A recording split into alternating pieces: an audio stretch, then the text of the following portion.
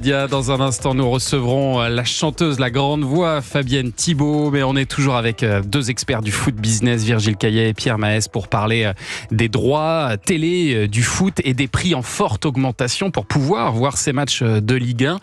Et je me pose la question, si DAZN, donc on parlait de ce nouvel acteur DAZN britannique qui est arrivé en France et qui propose les matchs à 40 €, certains des matchs de Ligue 1, il faut s'abonner pour 40 €. Si jamais ils ne vendent pas assez d'abonnements, qu'est-ce qui se passe ? Est-ce que la saison de la Ligue 1 pourrait carrément s'interrompre faute de financement ? Pierre Maes.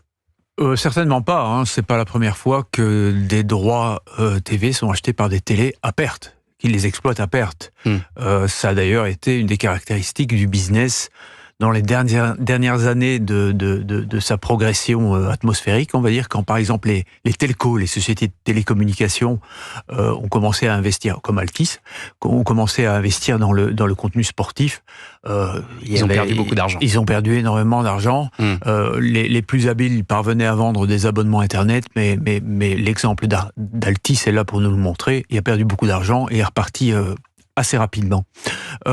Donc voilà, si DAZN sera transféré à quelqu'un d'autre. Voilà, si DAZN perd de acteur. l'argent, pour moi, ce qui est plus inquiétant, c'est comme je l'expliquais, c'est l'attitude et la volonté du propriétaire d'encore remettre au pot, d'encore investir. Ils ont annoncé que normalement le groupe serait à l'équilibre ici en 2024. Ça n'a toujours pas été confirmé, mais dans le business, nous on sait bien que DAZN, le groupe DAZN est à vendre depuis longtemps. Ah oui. Le rêve de Len Blavatnik, qui voulait en faire un Netflix du sport, c'est de le vendre à Apple ou à Disney, pour en faire vraiment pour retirer une plus-value de son investissement. Et donc, pourquoi il est venu investir en France ? Comme ça, il peut dire, je suis présent dans 4 pays du Big Five européen. Et donc, son groupe représente du coup, normalement, une attractivité supplémentaire. Après, en tout cas, c'est ce qu'il pense. Il faut quand même derrière qu'il y ait des abonnés pour que la mariée soit jolie. Et ça va être compliqué parce que de plus en plus de téléspectateurs se tournent, on le voit aujourd'hui, vers des moyens illégaux. On parle de l'IPTV, de Telegram.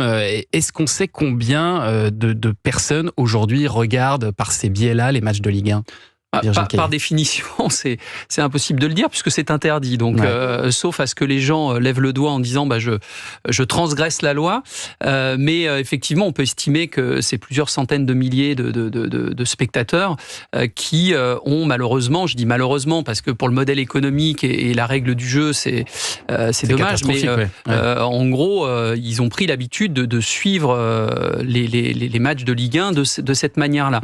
Alors, il faut savoir quand même que l'arsenal législatif a été sérieusement renforcé en France depuis 1 an et demi maintenant. Il y a même une association qui s'est créée qui regroupe tous les détenteurs de droits, donc les ligues professionnelles et puis les diffuseurs, de façon à lutter contre le streaming illégal. Et maintenant, en référé, on peut aller très très vite pour fermer un site. La difficulté, c'est qu'effectivement, lorsqu'on en ferme un, il y en a 10 qui peuvent s'ouvrir à côté. Donc c'est vraiment un travail mondial qu'il faut arriver à mener.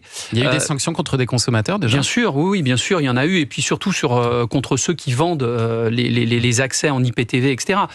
Mais c'est quand même extrêmement complexe. Néanmoins, il y a une vraie volonté du législateur d'avancer, soutenue par les détenteurs de droits, puisque c'est quand même leur modèle économique qui est en péril, si ça ne fonctionne pas.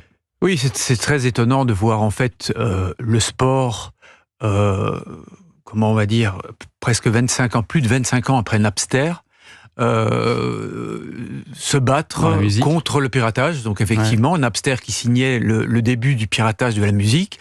Le business de la musique a commencé à réagir de la même façon. D'abord le déni, et puis on essaye de le juguler et de le réprimer. Mais voilà, ils ont dû à un moment donné comprendre que ça ne servait à rien, ça coûtait cher et que effectivement, à partir du moment où ils ont commencé à punir leurs propres consommateurs, ils se sont dit tiens, là il y a peut-être un problème. Et aujourd'hui, le sport en est encore là. Et c'est un peu dramatique dans la mesure Alors c'est quoi la solution du coup ? Parce que la solution ce serait d'avoir un acteur avec un coût beaucoup moins élevé. Voilà. C'est ce qu'on a vu dans la musique, vous faisiez le parallèle. Exactement. Avec un Spotify ou un Deezer qui sont arrivés en France avec des prix autour de 10 €. Je me souviens que l'an dernier, Amazon proposait des abonnements à des prix relativement corrects. Je crois que c'était aux alentours de 20 €. Pourquoi ça s'est arrêté ça ? Il y a deux leviers. Il y a effectivement le tarif et puis il y a également le spectacle que l'on propose. C'est vraiment les deux éléments qui vont faire la différence. Là, on peut s'interroger aujourd'hui, et c'est probablement le travail que doit mener la Ligue. Je ne veux pas croire un seul instant que la Ligue de football professionnel reste les bras croisés en se disant ça y est, on a fait le taf, on a signé avec DAZN. Ça suffit pas. Donc je pense que, et c'est d'ailleurs probablement la raison pour laquelle ils ont préservé une porte de sortie au bout de 2 ans, et je pense qu'ils travaillent sur des solutions B au cas où cette option-là ne fonctionne pas.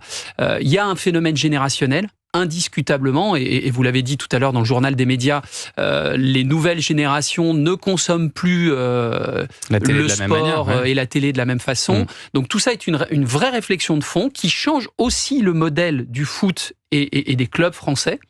Est-ce qu'on met l'argent beaucoup sur les salaires de joueurs moyens, ou est-ce qu'on organise un peu autrement le spectacle? C'est vraiment une réflexion de fond actuelle, quoi. Eh ben merci, on sera amené à reparler, j'en suis sûr, de ce sujet passionnant. Merci à tous les deux d'être venus à ce micro. Virgile Caillet, je rappelle que vous êtes délégué général de l'Union Sport et Cycle.